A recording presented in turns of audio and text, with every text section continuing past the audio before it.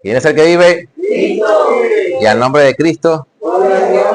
Bueno, damos gloria al Señor porque damos gracias porque estamos en este lugar.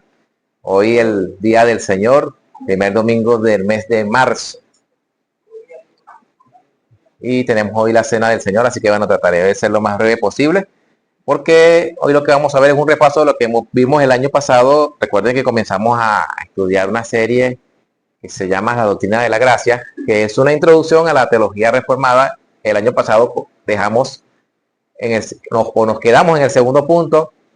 Vimos alguna breve explicación en el pasaje de Efesios 1 del 3 al 14 que leímos. Y dimos 5 versículos donde Jesús enseñó la elección incondicional. Dijimos que la elección incondicional es el acto soberano de Dios en el cual Él escoge para sí un pueblo. Hay un pasaje en el libro de Deuteronomio, capítulo 7, versículos 6 al 7. Se lo voy a leer, no es necesario que se pongan de pie. Pero ese pasaje dice así: porque tú eres pueblo santo para Jehová tu Dios. Jehová tu Dios te ha escogido para hacerle un pueblo especial. Sí, más que todos los pueblos que están sobre la tierra.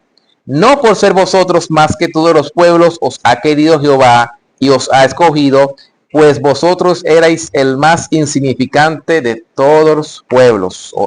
De todos los pueblos. Eso dice la Reina Valera 1960, de Deuteronomio 7, versículos 6 al 7.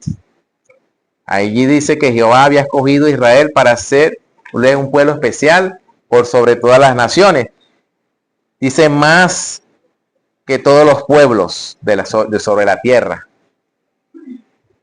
Y fue incondicional porque en el versículo siguiente le dice que no por ser ellos un pueblo, no por ser vosotros más que todos los pueblos alrededor de la tierra que existían en ese momento los había elegido, pues eran ellos el más insignificante. De hecho, fueron esclavos. O sea que ahí la elección es incondicional porque no había nada que el hombre pudiese alegar a su favor para que Dios lo escogiera.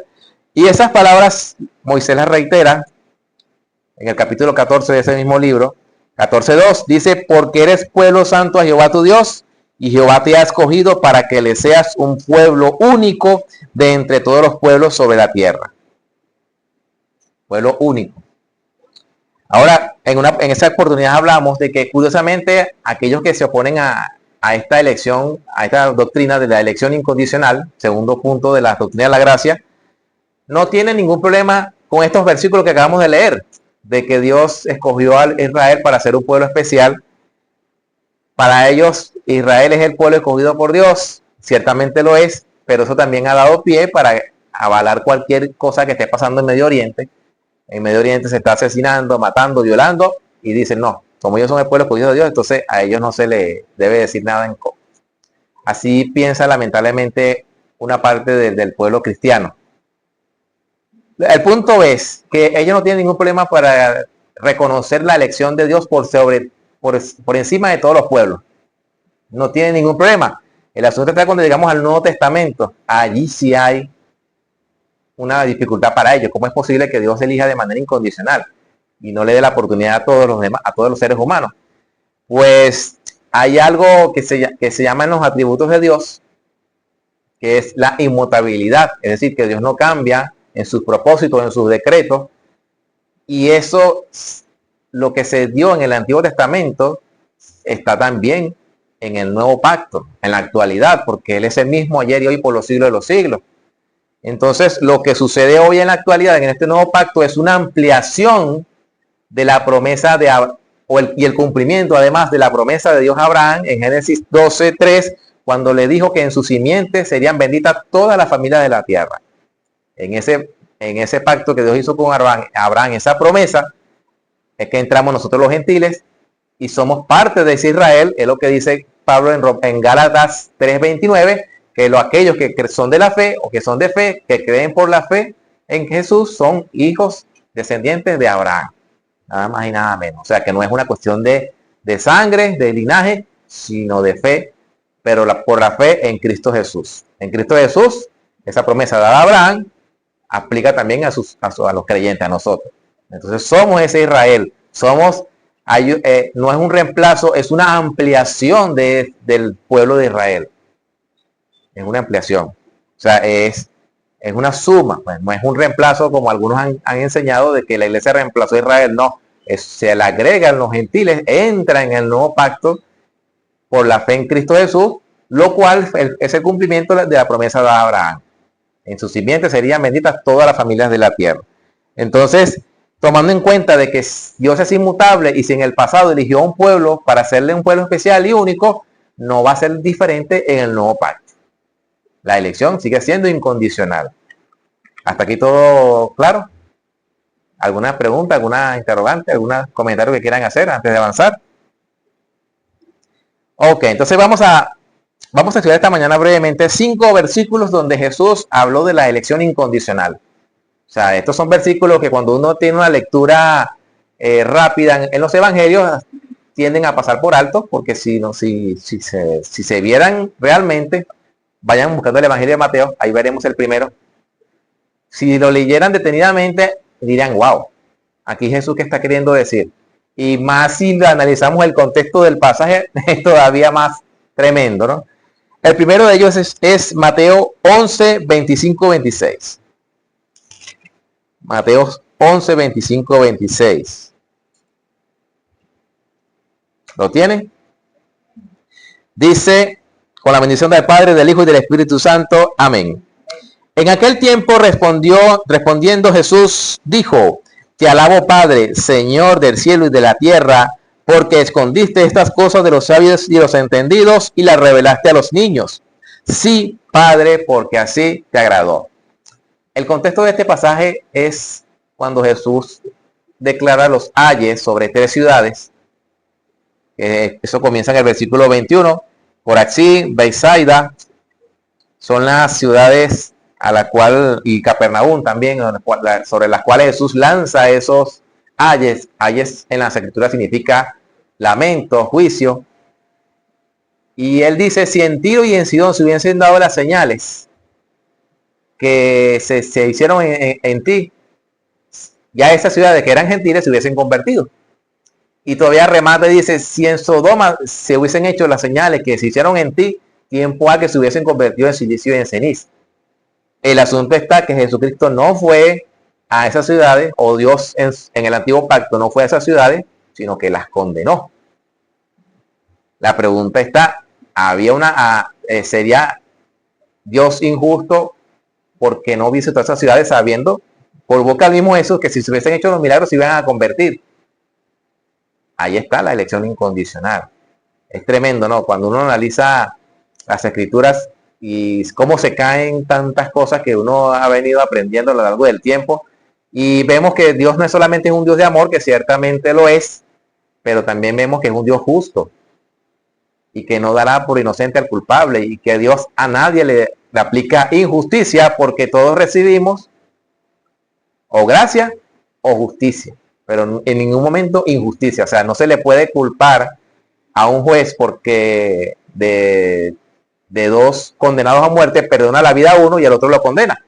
Los 2 eran culpables, pero con uno tuvo gracia y con otro tuvo justicia. Entonces, lo tremendo es que Jesús, después de esas ayes, él dice, te alabo Padre, porque escondiste estas cosas de los sabios y los entendidos y las revelaste a los niños. Aquí la palabra niño significa persona común, persona corriente, persona sencilla. No está hablando de edad, sino de personas de un estrato social muy bajo, muy menor. Esos son los niños.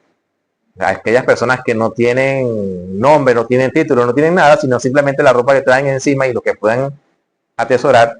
Esos son los niños.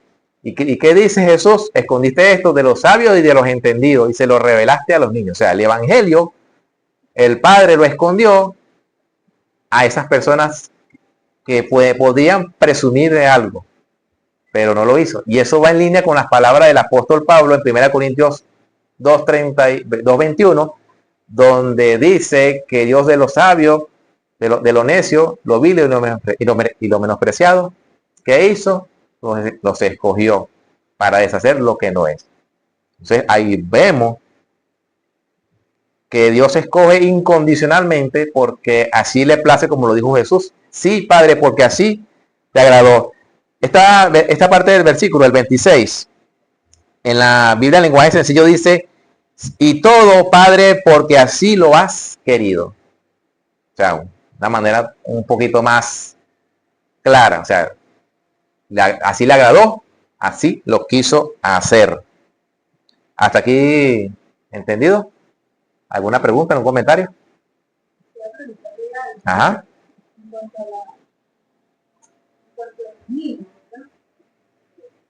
Considero que cuando se revela en una persona y se le hace llamar niño, ¿verdad? Es una persona que en medio de su personalidad es una persona de cierta forma inocente. Tiene algunas características especiales para que yo pueda dar esa educación o esa información. Sí, porque un niño es como una esponja, él absorbe. A un niño es más fácil predicar el evangelio que uno como adulto. Es más fácil que un niño aprenda a que uno como adulto desaprenda. Ahí tiene esa ventaja, ¿no? Entonces, por eso es que la edad formativa de un niño, como hasta los 10 años, por allí más o menos, es donde se puede moldear su carácter. De hecho, en los países comunistas como Corea del Norte, los padres no educan a sus hijos, o sea, el Estado los educa. ¿En qué los educa el Estado? En algo que no es nada bueno como ese sistema.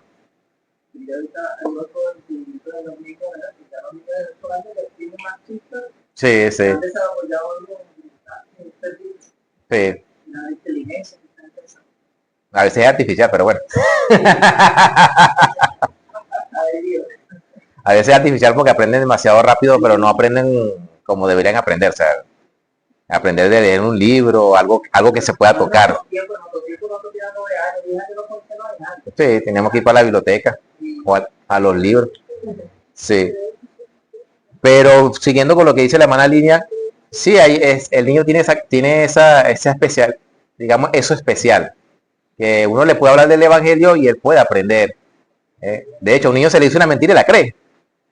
Decía el pastor John Piper, yo supe que Dios existía primero porque lo creo y segundo porque mi mamá me lo dijo. Hermana América. Sí. Entonces, ¿en qué debemos ser nosotros como niños? Simples. Cree todo.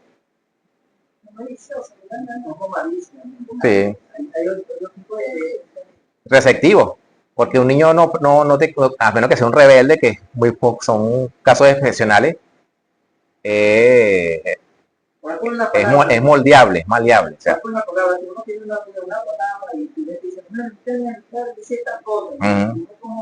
como experiencia, haciendo el papel de la persona que no ignorante, busca en la palabra y se lo dan.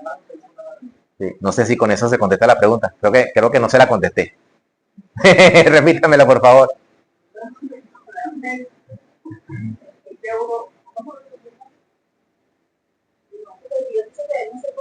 Sí, justamente por eso, porque el niño es más receptivo.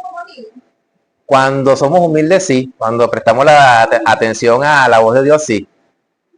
Allí en ese sentido es que debemos ser como niños, porque un niño es moldeable, o sea, como le acabo de decir, un niño usted le dice una mentira y él la cree. Un niño lo manipulan y esto y el otro, entonces debemos ser así, o sea. Como el metal que se moldea. Así en ese sentido. Se moldea a la alta temperatura, ¿no? Por cierto.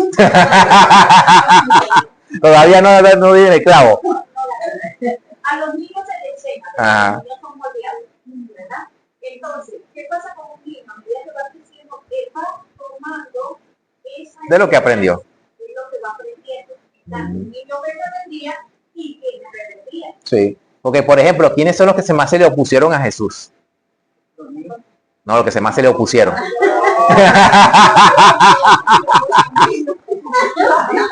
Pero adultos, pero adultos ¿de qué clase? ¿Qué más? La gente que estaba en la alta sociedad. Esas personas no eran niños a la luz de las escrituras, porque niño quiere decir persona simple, o sea, persona de estrato social bajo. Entonces, quienes más se lo oponen a Dios, por lo general son los intelectuales, los que están aquí arriba en la sociedad. En el caso de los fariseos, porque ellos tenían una justicia que ellos se creían mejor que todo el mundo.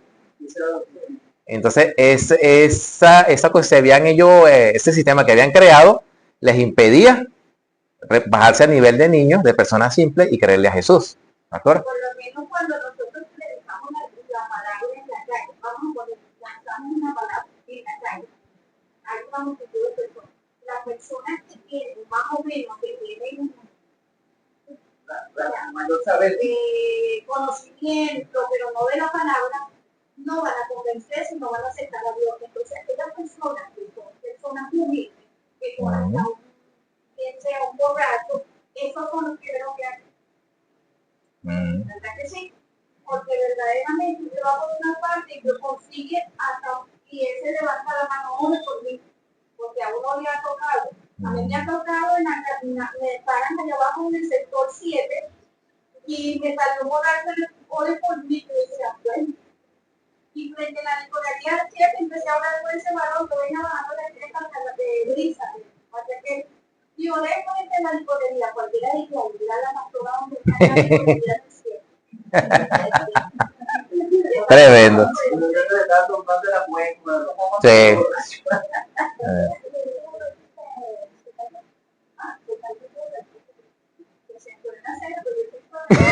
Por si acaso.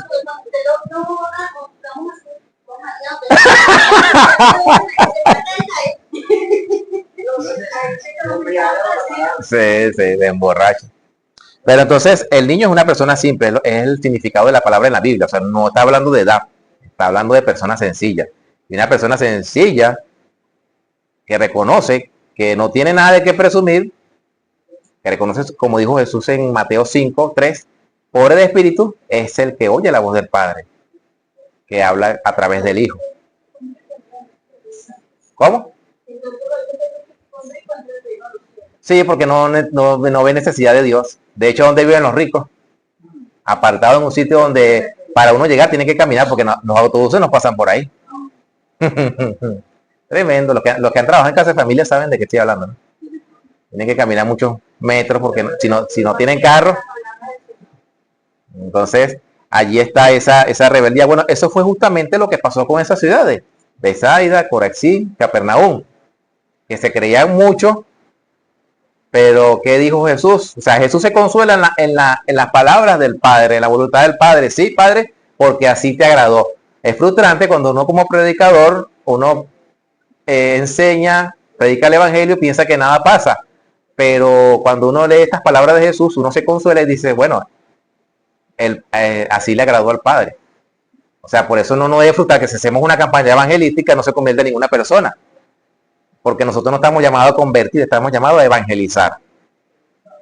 Es distinto. Ese corazón de piedra, que Dios lo cambia por un corazón de carne, solo lo hace Dios. Cuando lo hacemos nosotros solamente somos instrumentos, la voz de Dios en el desierto, como un Juan el Bautista. Eso es lo que somos nosotros. ¿Y en el desierto qué hay? En el desierto que hay, no hay nada en el desierto. Bueno, así somos nosotros, como un Juan el Bautista en el desierto, preparando el camino del Señor. Somos la luz del mundo que alumbra el camino que es Cristo. Bien, segundo versículo, allí mismo Mateo 22:14. 22:14. Aquí está hablando Jesús de la parábola de las bodas, o de la fiesta de bodas, como dice el título de Reina Valera. Y el contexto de este pasaje es que empieza en el capítulo 21, termina en el capítulo 24, 23, cuando Jesucristo empieza a increpar a los fariseos, le dice hipócrita y todo ese discurso que ya conocemos. Pero el contexto empieza en el capítulo 21 con la entrada triunfal. Curiosamente estamos cerca de Semana Santa. Estamos a 41 días. Mañana o el miércoles que empiezan los 40 días. El miércoles, ok, entonces sería 43, ¿no? Más o menos. Ok, puede ser otro tema, ¿no? Entonces empieza con la entrada de Jerusalén y luego Jesucristo empieza a dar varias parábolas que van en contra del pueblo de Israel. Dice que su casa se les será quitado, será desierta, que el reino que Dios le dio a ellos sería dado a otro pueblo que no es pueblo. Y en ese contexto habla de las parábolas de la boda, que vamos a leer aquí en el versículo 14, que dice, porque muchos son llamados, pocos los escogidos. Ahora esa palabra llamado tiene un significado distinto a otra palabra llamado en Romanos 8:30. No es la misma, en castellano es igual y se pierde de vista, pero no es la misma. En este pasaje de Mateo 22:14, la palabra llamados es del griego kleptos y significa invitado, nombrado. O sea, muchos son los invitados y el texto termina diciendo, y pocos son los eclectos, que es la palabra escogido, que significa selecto, significa favorito. O sea, muchos son los invitados a la boda. ¿Ah?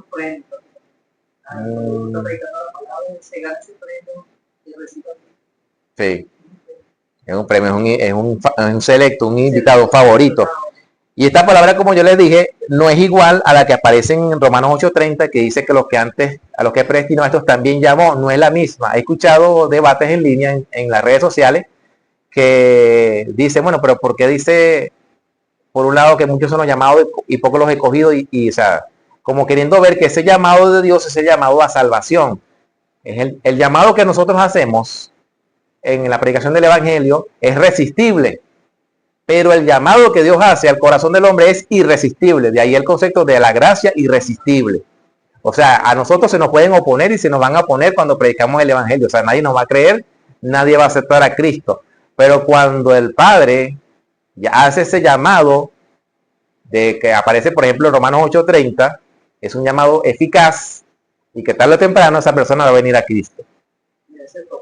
Exactamente, ahí lo toco. Esa es la diferencia entre una palabra y otra, que en castellano parecen igual, pero no es la misma.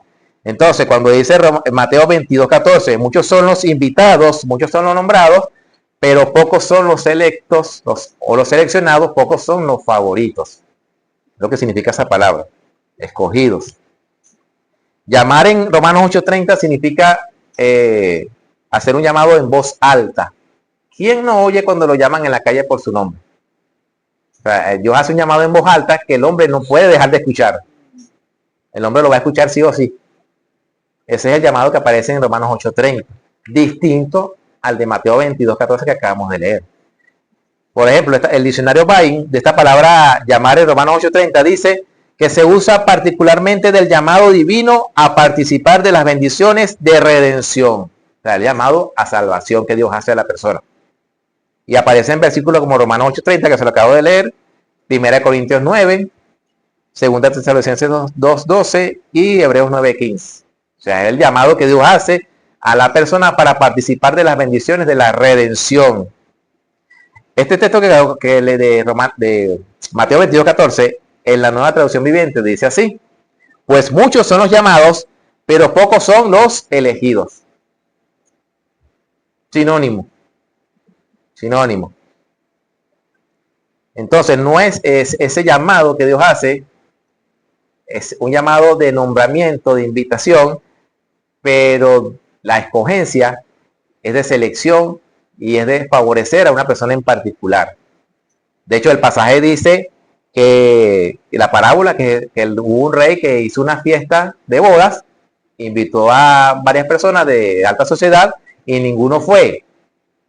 Y entonces le dijo a sus siervos, vayan por los campos, por los caminos, por la ciudad y tráiganlos a todos. Y hubo uno que decía que cuando el rey entró en la sala, que hubo uno que no tenía vestiduras de fiesta y lo mandó a sacar. Entonces ahí es donde termina Jesús diciendo, muchos son llamados y pocos los escogidos. Ese pasaje los judíos lo entendieron bien clarito porque los invitados a la boda fue el pueblo de Israel que rechazó la invitación del Mesías. Recuerden el contexto de este pasaje. Capítulo 21 de Mateo, la entrada triunfal en Jerusalén, esos que ese día decían Hosana, o sea, viva el rey, eso es lo que está diciendo, lo que significa la palabra Hosana, viva el rey, días más tarde iban a decir crucifícalo, cumpliéndose lo que enseñó Jesús en la parábola, de que no quisieron ir a la fiesta de la boda, la invitación que les hizo. Y entonces, ¿qué hizo el rey? Mandó llamar a otros que no eran, a la vista del hombre, dignos de estar en esa celebración, que somos nosotros los gentiles. Porque si hay algo que la mentalidad judía de ese tiempo de Jesús tenía, era que nosotros los gentiles valíamos cero a la izquierda, o sea, éramos para esclavitud nada más. Y los judíos en la actualidad tienen ese pensamiento, los más radicales, de que nosotros los gentiles somos siervos de ellos. Por eso que no sé si alguien ha trabajado con judíos aquí, pero yo he hablado con personas que han trabajado con judíos, hermanos en la fe, dicen que es terrible trabajar con ellos. Yo tenía el concepto de que en estos tiempos va a llegar un momento en que va a concentrar toda la humanidad y a cada judío le corresponde una cantidad de esclavos que somos. Porque para ellos nosotros somos Edom. Edom era la descendencia de Esaú. Eso está en la mentalidad, eso está en sus libros. Yo he trabajado con varios judíos y ellos tratan a uno como si fuera un esclavo. Sí. Entonces, esos invitados a la fiesta, el rey los desechó. El rey es Cristo. Fíjense cómo es de incondicional el llamado. Mire, hay una de los atributos de Dios, que es el atributo de la ira, que para muchos es el atributo desconocido, o sea, desconocido porque nunca hablan de él o casi nunca hablan de él. Cuando yo pienso en ese atributo y pienso en los juicios que Dios hacía con su pueblo Israel, tanto en el antiguo pacto, por ejemplo, cuando los entregaba a las naciones vecinas para que lo esclavizaran, cuando destruyó el reino del norte de Israel, lo dispersó, cuando hizo que su pueblo de Judá, que era el pueblo como estaba Jerusalén, la ciudad del gran rey, la ciudad donde estaba el templo, donde estaba el arca, lo entregó a los babilonios. Cuando yo veo en la historia que Dios destruyó en el año 70, los romanos destruyeron a Jerusalén y los judíos fueron dispersados, que se conoce hoy en día como la diáspora, y todo eso fue parte del juicio de Dios a ese pueblo. Cuando yo veo todo ese panorama, yo digo, wow, definitivamente gracias, Señor, por tu gracia. Porque la ira de Dios es tan tremenda que aún con su pueblo del pacto no los tuvo por inocentes. Dios es un Dios de ira, hermano. Dios es un Dios de ira. Cuando yo cometo mis errores, yo digo, Dios mío, perdóname. Porque de verdad que tú eres un Dios que no tiene por inocente al culpable. Y todo eso está en la Biblia. O sea, es tan terrible que el juicio de Jerusalén, o lo que pasó en el año 70, predicho por Jesús, eso fue parte del juicio, de la ira divina que cayó sobre ese pueblo. Entonces, por eso es que hoy decimos, gracias al Señor, porque tienes misericordia de nosotros y nos ha mostrado tu gracia. O sea, ese atributo de ira, Dios lo tiene para sus enemigos, pero para con sus escogidos le da gracia. Siempre piensen en eso, o sea, siempre piensen que hemos escuchado el Evangelio y que Dios nos ha llamado de las tinieblas a su luz admirable, como dice el apóstol Pedro. Entonces, sí, ciertamente Dios es amor, pero también es un Dios de ira, de la que a nadie le gusta hablar, de la ira de Dios. Y no es que vamos a estar en una plaza, en público predicando acerca de la ira de Dios, de que arrepiéntete o te vas para el infierno, no, tampoco es la idea. Pero siempre teniendo en cuenta de que el Evangelio, cuando las personas lo oyen, o se salva o se condena. Es lo que dice Juan 3:16. El que cree en él tiene vida eterna. Pero el que no cree, ¿cuál es la consecuencia inevitable? La condenación. Bien. ¿Alguna pregunta hasta acá? ¿Comentarios? Vamos al Evangelio de Juan capítulo 5 y ahí veremos el tercer versículo. Tercer versículo de Jesús, donde habla de la elección incondicional. Y el contexto de este pasaje es cuando Jesucristo sanó al paralítico del tanque de Betesda. Fíjense, no sé si alguna vez lo han pensado cuando han leído este pasaje, pero Jesucristo llegó a ese estanque y cuando sana a ese paralítico, él no era el único. ¿Se han puesto a pensar en eso? Él no era el único enfermo que estaba allí. Habían otros enfermos. Por eso es que él decía, cuando se mueven las aguas, siempre alguien entra primero que yo. Y es sanado, y en cambio yo no. Y es cuando Jesucristo le dijo, quieres ser sano, entonces levántate, toma tu lecho y anda. Ese es el contexto de ese pasaje. Pero fíjese cómo Jesucristo se dirigió directamente a esa persona. Y no sanó a más nadie. El Evangelio de Juan no registra que haya sanado a más nadie. Entonces vamos a quedarnos con la revelación que está allí, que está dada. Y dice Juan 5:21, que porque como el Padre levanta a los muertos y les da vida, así también el Hijo a los que quiere da vida. Esto es en cuanto a la autoridad del Hijo. O sea, ahí vemos nuevamente que de manera incondicionalmente Dios le da vida a los que quiere. Hay algo que resalta mucho en el Evangelio de Juan, y es que Jesucristo dice que Él no vino a hacer su voluntad, sino la del Padre.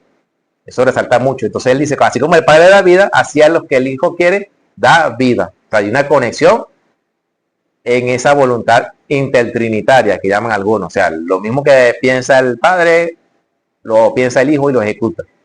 Hay una relación armoniosa en la Trinidad. Por eso la unidad de propósito. O sea, así como los que el Padre quiere levantar de los muertos y le da vida, así también el Hijo a los que quiere da vida. ¿Comentarios? Ok. Allí mismo Juan, en el siguiente capítulo, versículo 65, el contexto de la alimentación de los 5,000. Y dice Juan 6:65, y dijo, por eso os he dicho que ninguno puede venir a mí si no le fuere dado del Padre. Esa palabra dar significa conceder, significa entregar. O sea, Jesucristo está diciendo que nadie puede venir a Él si el Padre no se lo entrega a Cristo. Y si leemos el versículo anterior, el 54, ahí encontraremos la razón por la cual Jesucristo dijo eso. Dice el 64, pero hay algunos de vosotros que no creen, porque Jesús sabía desde el principio quiénes eran los que no creían y quién le iba a entregar. Por eso dice más adelante en el 65 que ninguno puede venir a Él si el Padre que le envió no le trajere. Es tremendo, ¿no? Todas las promesas que Dios le hizo al Hijo se las va a cumplir. Y una de ellas es que va a traer a Cristo las ovejas, que es otro de las palabras de Jesús. De hecho, en Juan 10, cuando habla de que Él es el buen pastor, Él dice, tengo otras ovejas que no son de este redil. A ellas también debo buscar. O sea, si Jesucristo fue a buscar esas ovejas que el Padre le había dado desde antes de la creación del mundo, ¿cómo es que no todos vienen a Cristo? ¿Será que no todos son ovejas de Cristo? Él dice, tengo otras ovejas que no son de este redil. O sea, Él la conoce. Y algo tremendo que Jesucristo enfatiza en Juan 10 es que el pastor, cuando iba a sacar las ovejas del redil, dice que las llamaba por su nombre. Y que las ovejas conocen la voz del pastor, pero la voz del extraño no conoce. Yo vi un video de un pastor, no sé si, imagino que fue en Medio Oriente, ¿no? Donde él se está grabando tipo selfie. Era un video. Mira, detrás había no sé cuántas ovejas, yo creo que había como 200. Y si a cada una llama por su nombre, ay Dios mío. Yo estuve elaborando en el 2016 en un empleo en una contratista donde habían cerca de 80 personas. A mí me costó aprenderme los 80 nombres de esas personas. Me costó. Cuando me lo aprendí ya era menos empleado. Pues como era un contrato, la gente iba saliendo y saliendo. Pero ahora imagínense. Pero entonces depende más alumnos. Lo que pasa es que como eran uniformados y eran una obra de construcción, entonces trabajaban cubiertos porque para protegerse del sol. Y en el patio, pues en la mañana se le daba la charla de seguridad. O sea, ahí uno lo veía a la cara. Pero en el patio, cuando iban a trabajar, se cubrían el rostro. Eso me hacía más difícil a mí aprenderme los nombres de ellos. Sí. No, y el paso del sitio de estamos era muy ruidoso, que es la planta. Entonces, oye, no, entonces, y estaban dispersos, no estaban en un solo sitio, porque eran cerca de 80 personas. A mí me costó aprenderme los nombres de esas 80 personas. Ahora imagínense ese pastor que tenía hace poco de ovejas atrás. Y a cada uno la llama por su nombre, dice Jesús. Entonces, ¿Jesucristo conoce sus ovejas, sí o no? Y las conoce. O sea, nadie va a sorprender a Cristo.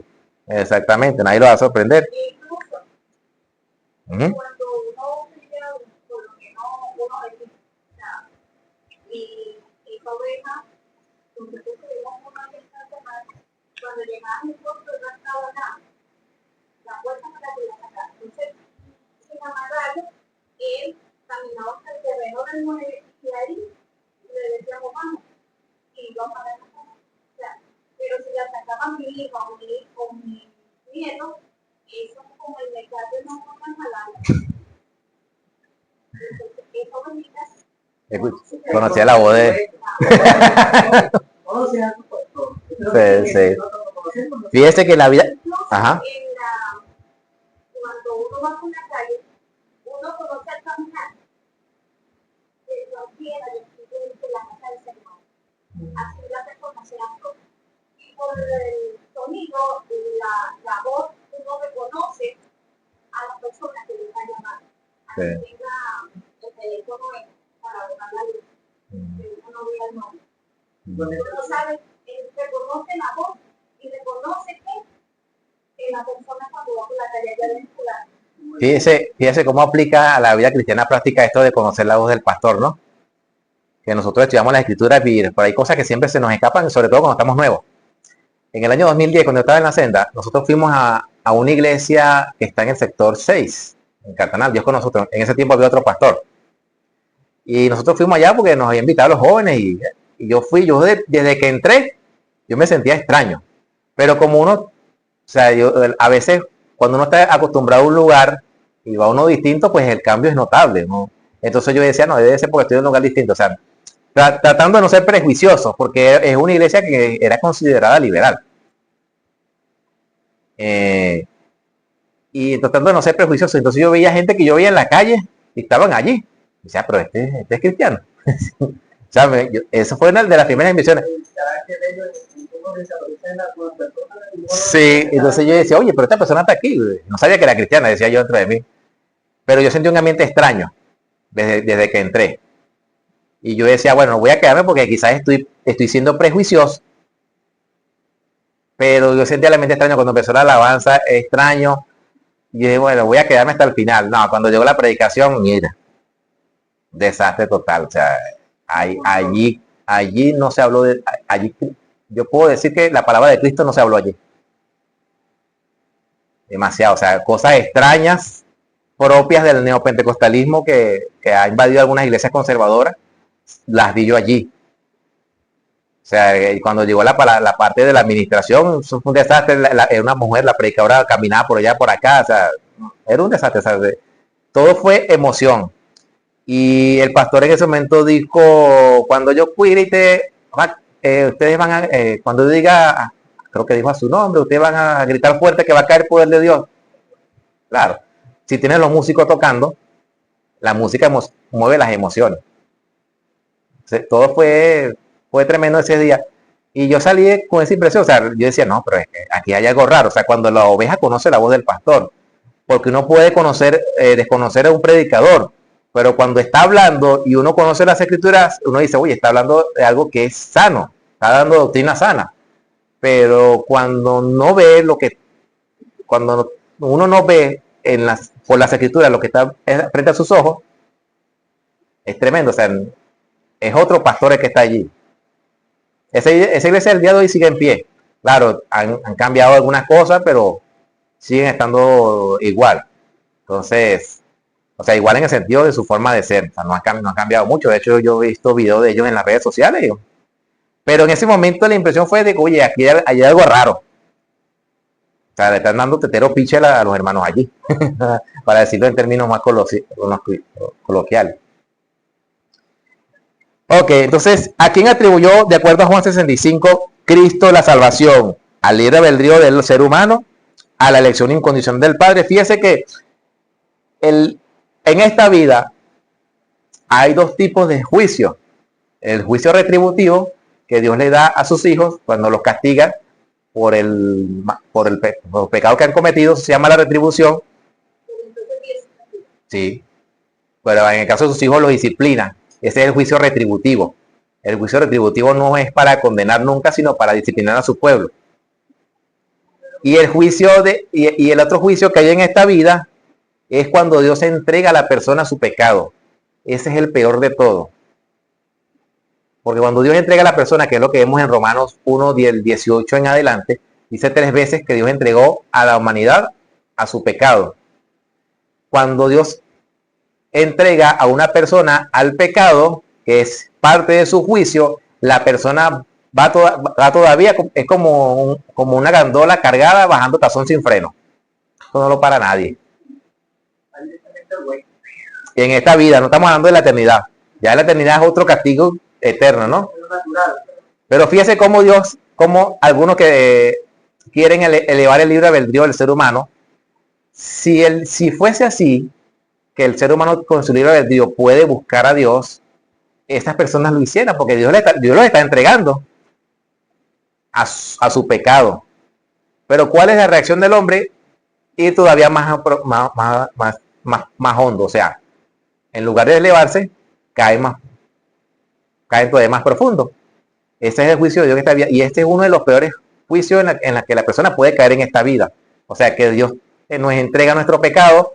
Porque le gusta el pecado. O sea, que si la persona no mete Pero si freno, le gusta el pecado, que va a estar pensando en sino que le gusta más, que le gusta el musiquero feliz. ella más diciendo, no, uno como ser humano no mete freno, sabe que para ir a otro lado, o sea, que se te va a ir sin freno, a estrellar, entonces estás desafiando dos cosas, tu salvación y la creencia. Sí. Pero ese es el juicio que Dios le hace a la humanidad caída. O sea, y ese es el peor juicio que le puede suceder a una persona. Es lo que dice también en segunda Tesalonicenses 3, cuando habla del hombre de pecado, que algunos llaman el anticristo. Dice que como no creyeron a la verdad, Dios les envía un espíritu de error. O sea, Dios no deja a la persona libre. Si no crean el evangelio, Dios les envía un espíritu de error para que crean a la mentira. O sea, por eso que el libre albedrío del hombre es muy subjetivo. O sea, nosotros tenemos libertad de elección en lo material. Elegimos qué nos ponemos, qué comemos cuando tenemos la opción de hacerlo. Pero ya en lo espiritual es algo que el hombre es esclavo del pecado. Entonces allí no tenemos tanta libertad como si lo tenemos en lo natural. Entonces es uno de los juicios de Dios cuando le entrega al su pecado. De hecho, el versículo 37, hablando de que del Padre le extrae al Hijo las ovejas, dice el versículo 37, todo lo que el Padre me da, vendrá a mí, y al que a mí viene no le echo fuera. Y el 39 dice, y esta es la voluntad del Padre que me envió, que de todo lo que me diere no pierda yo nada, sino que lo resucite en el día postrero. Ahora bien, alguien podría alegar y decir, bueno, yo no vengo a Cristo, yo no acepto a Cristo porque yo no sé si soy elegido. Es la pregunta que siempre cuando uno debate estos temas se las hace. ¿Ah? Pero esa es la manera de querer llevarle la contraria a uno. La manera de querer refutarlo a uno, que es la palabra muy usada, ¿no? Dice, no, pero ¿cómo yo sé yo si mi familia, si mi hijo, si mi esposa, si mis hermanos son elegidos? O sea, ¿cómo saberlo? ¿Cómo vendrán a Cristo? El hombre no viene a Cristo no porque no sea elegido, sino porque ama su pecado, lo que dice el hermano. Juan 3:19, esta es la condenación, que la luz vino al mundo, pero los hombres amaron más las tinieblas que la luz, porque sus obras eran malas. Porque todo aquel que hace lo malo no viene a la luz para que sus obras sean reprendidas, es decir, reprobadas. Entonces, el hombre no viene a Cristo no porque no crea que es elegido, sino porque ama más su pecado, ama más las tinieblas que al Dios de la luz. En última instancia, el hombre es más egocéntrico a la hora de ver a Dios.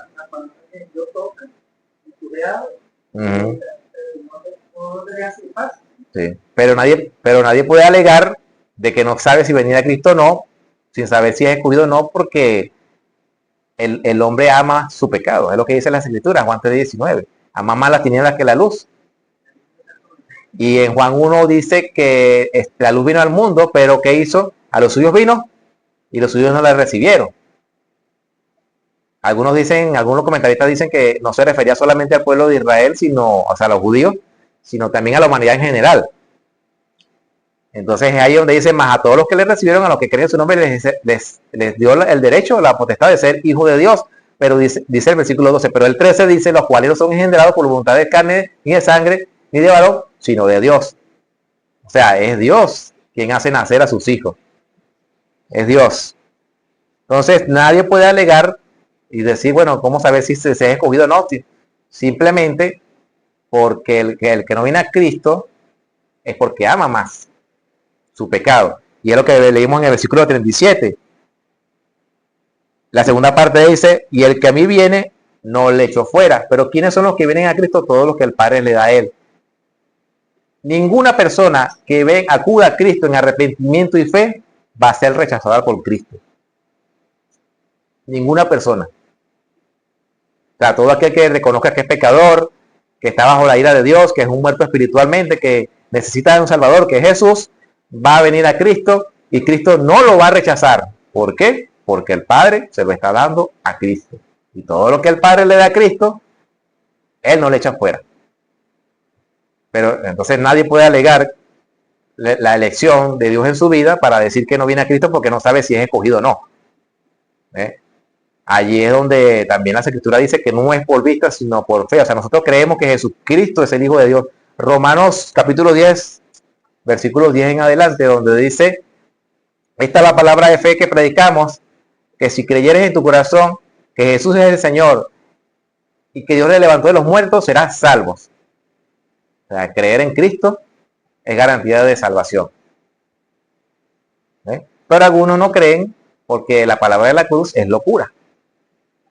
Lo que dice en 1 Corintios 1, para los judíos fue un tropiezo y para los gentiles una locura total. Y bueno, quizás en alguna oportunidad, Dios mediante, hablaremos cómo era el pensamiento del ser humano en el siglo I, cuando Pablo escribe esas palabras, y veremos por qué la cruz era una vergüenza. Hoy en día no es avergonzante tener portar una cruz, pero en el siglo I sí lo era.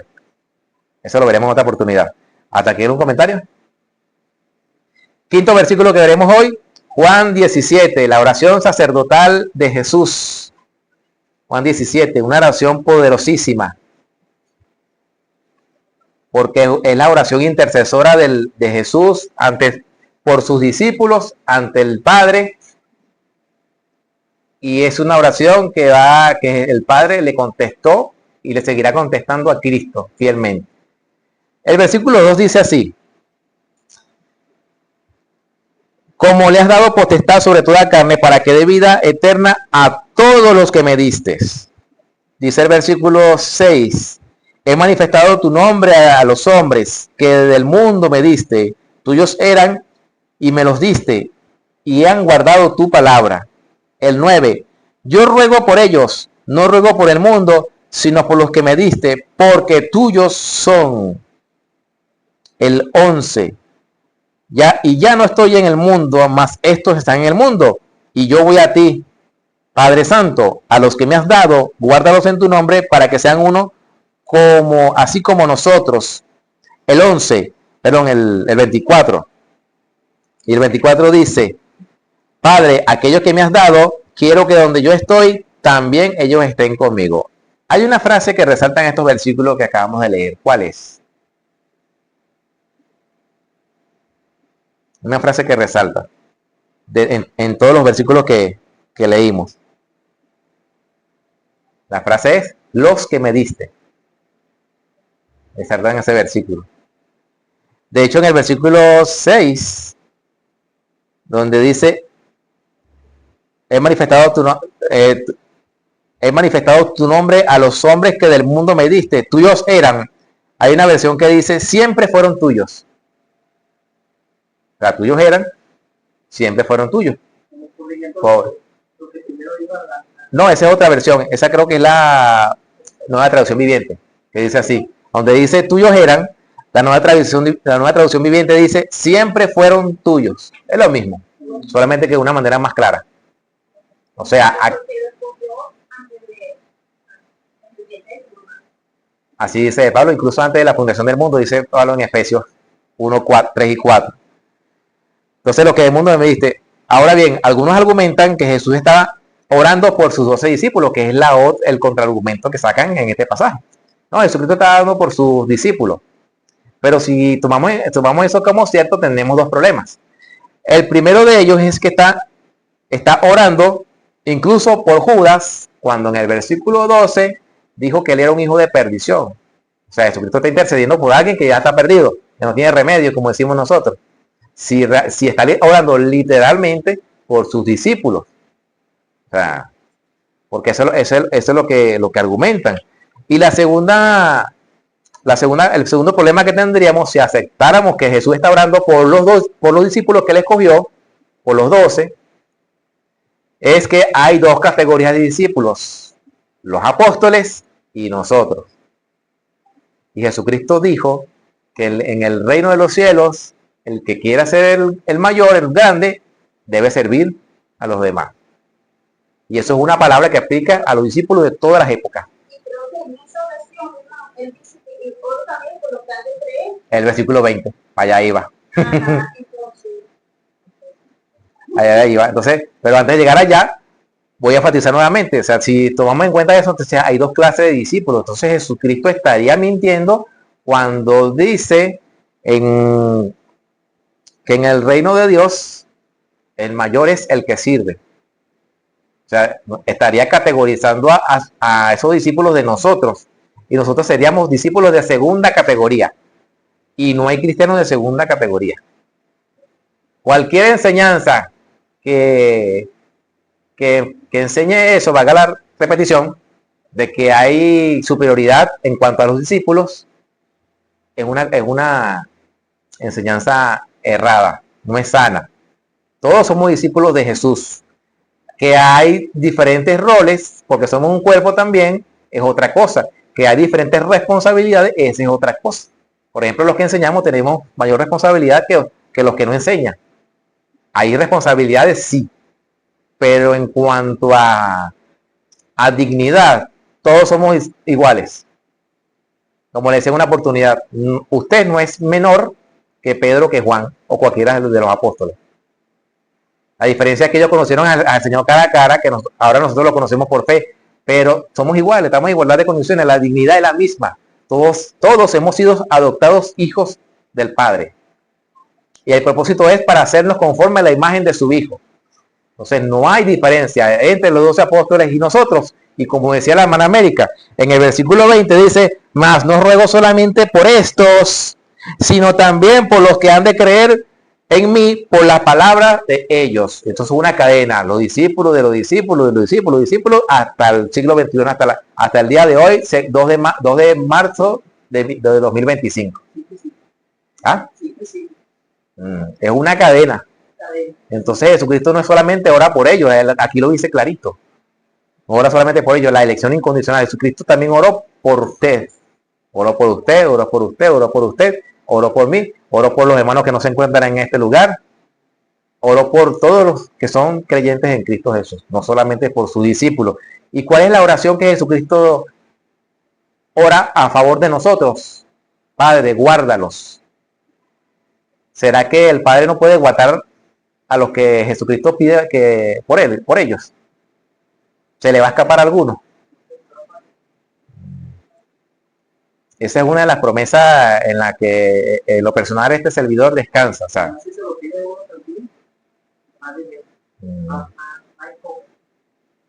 así es. Entonces, el Padre, no hay una oración que Cristo haya hecho al Padre que el Padre no se la haya contestado.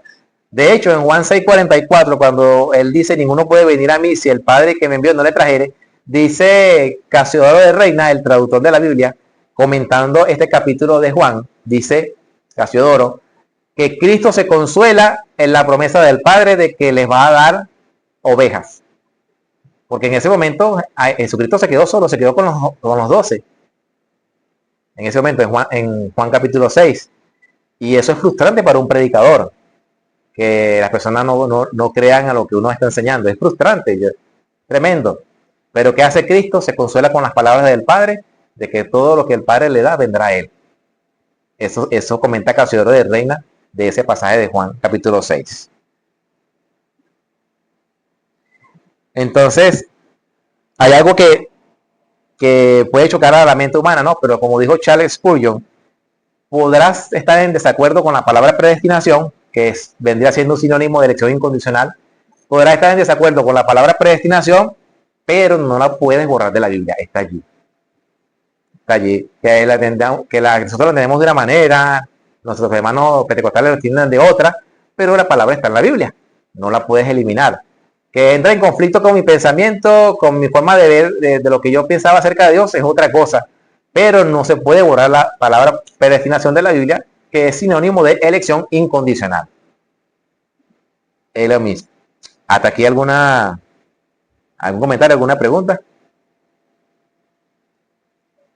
Bien, para ir terminando entonces, Jesucristo enseñó en estos 5 versículos que hemos visto la elección incondicional, que no depende del hombre, sino del Padre, que ha escogido, que ha llamado a esos que serán parte de la fiesta de las bodas y que tarde o temprano van a venir a la fiesta de las bodas. Y que todo lo que el Padre llama vendrá a Cristo. Y nadie puede alegar de que no viene a Cristo porque no sabe si es escogido o no. Esto en el caso de los cristianos, que son los que siempre dicen esta parte, porque el hombre no viene a Cristo por sus propios medios, a menos que Dios le cambie el corazón, ya que el hombre, en ese estado caído, en el estado de pecaminosidad, odia a Dios, no quiere nada a Dios, no lo niega necesariamente su existencia, simplemente se desentiende de él. Cuando se le habla del Dios de la Biblia, lo aborrece, porque eso, todos pasamos por allí, todos en algún momento no queríamos a Dios, pero ¿qué hizo el Padre? Agradó al Padre salvarnos a nosotros por la locura de la predicación. Y como consuelo les digo y me lo aplico a mí mismo, cuando prediquemos el Evangelio, si no vemos los frutos, no nos frustremos porque no hay conversiones. Todo lo que el Padre le da a Cristo va a venir a Él, tarde o temprano. En esta promesa nos consolamos. Y en esta promesa hallamos paz. Bueno, Dios les bendiga, Dios les guarde. Solo Cristo, solo por fe, solo por gracia, solo la Escritura, solo a Dios la gloria. Amén.